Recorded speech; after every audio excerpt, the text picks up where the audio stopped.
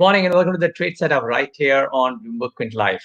It's Friday morning, and unfortunately, the cues may not be the most positive. But well, India's Reliance Industries, if you will. Anyways, the jokes aside, let's just talk about how the trades are shaping up for the day. So the handover from Wall Street, maybe not the most positive. I saw messages that US has ended deep in the red. I don't think it's a deep red. Yes, Nasdaq, led by Microsoft, has come lower. So Microsoft has led the list of losers, 4.5% post the results, and therefore it dragged the Nasdaq lower. But we might have a bevy of other names which might actually do well come next week too. So I won't write this off. We've seen this happen time and again. But yes, it has certainly started the sentiment a little bit across the Asian screen as well. Microsoft lower, US-China tensions moving up, and there is a bit on India and China as well, by the way. But that's later on. I'm just saying that Asia too started off on a muddled note, if you will.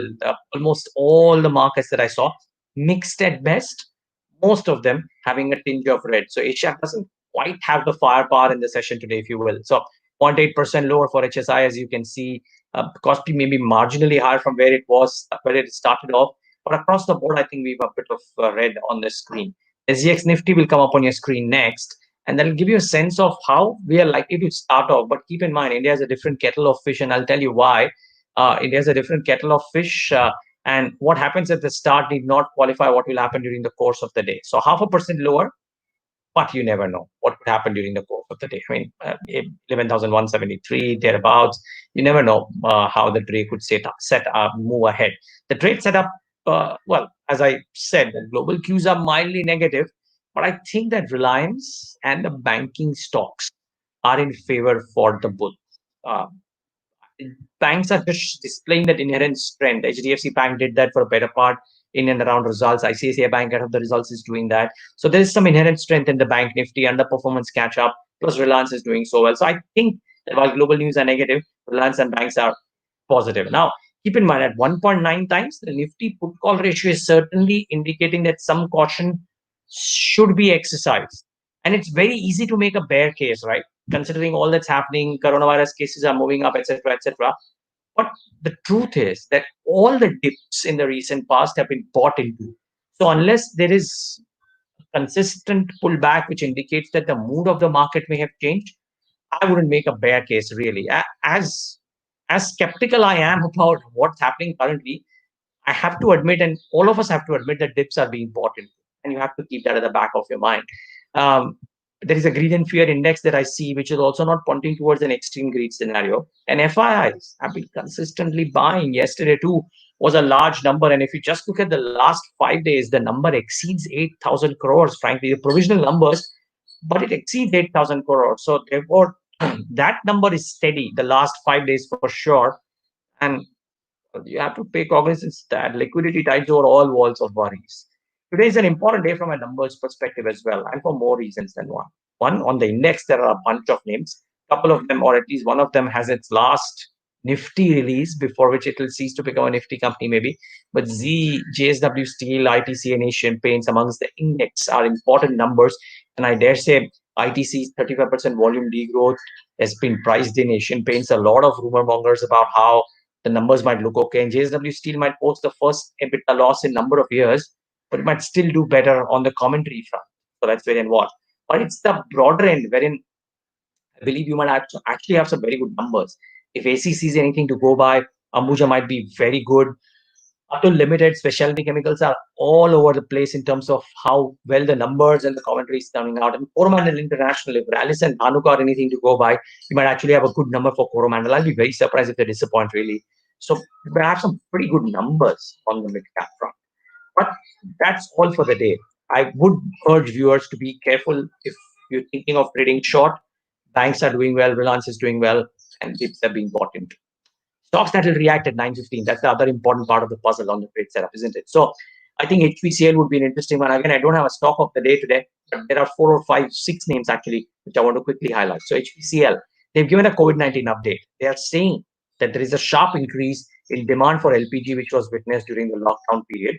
More importantly, they're going out and giving out the numbers of the sale of petroleum products. Now, May was about 77%. June was 91% compared to the same period last year. And that tells you how quickly this picked up. And as I said, that they also mentioned that LPG, there's a really sharp increase in demand. So it seems to actually be a really reasonably positive update, coupled with the fact that they would have inventory gains. So, well, watch out for HPCL. It could be an interesting stock to monitor in the session today. OMCs have rallied a bit, but do watch out for this. Rani Transmission, on the other hand, I thought we have a mixed update. The stock is done reasonably okay.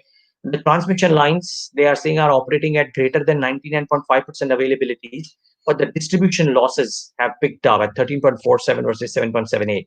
So do watch out for this one. It's a stock that's rallied before cooling off a little bit, and the update is a bit mixed. So bear that in mind. AU Bank, they came out with numbers which I thought seemed, well, reasonable. Well, the the beat compared to what the estimates were, the PAT beat was on account of lower OPEX and AWA stake sale. The cost to income ratio improved meaningfully for the bank, 39.9% versus 57.2% in fourth quarter. It trades at about 4.1 times FY22 absolute book value. The P multiples notwithstanding, it doesn't seem to be all that bad. Let's wait and watch how this one reacts today. The new kid on the block had a fabulous outing, Rosari Biotech, didn't it? And Goldman Sachs went out and acquired 4.81 lakh shares at about 692 rupees per share. So not only did it list well, but it actually did really well post listing too. And therefore, watch out for the specialty chemical name. It'll be interesting one. And lastly, I mean, I watch out for Sun Pharma. I think the release that came out this morning seems to suggest that Taro has settled the impending cases by DOJ in the US for the period between 2013 to 15 for a payment of $206 million. It will pay about $213 million to resolve all the claims for the federal healthcare program. So this settlement is in line with the expectations of 500 million, but it removes a big overhang for Sun Pharma and Taro. So if Sun Pharma reacts positively today, you know the reason why this is happening. Last but not the least, watch out for Emphasis also, by the way. The results came very, very poor compared to what the estimates were. So if there's a mid-cap IT name that reacts negatively today, that is Emphasis, you know that it's on account of the results. And what stood out? I think India's uh, upping the ante, if you will, in a measured way, yes. But yesterday this came out that bidders from countries sharing border with India will be eligible to bid in government procurement only if registered with the competent authority. Now, the competent authority, they've named out what the competent authority is as well. But the larger point that I'm trying to make is that there is upping of the ante of how India is trying to protect investments and procurement of bids, etc., from all neighboring countries, which of course includes China. Hardly Pakistan did anything, but Chinese were the active ones, right? And there seems to be this big moves that are happening from India's side. It started with um, um, some the controls levied for investments. Now it's happening for bidding. TikTok was banned, and some other apps were banned as well. A lot's happening. Let's wait and watch this space very, very carefully. But have a profitable day ahead. Lots of stocks that will react to results. More importantly, lots of promising results likely to come out during the day. So do watch out for those. Thanks so much for tuning in.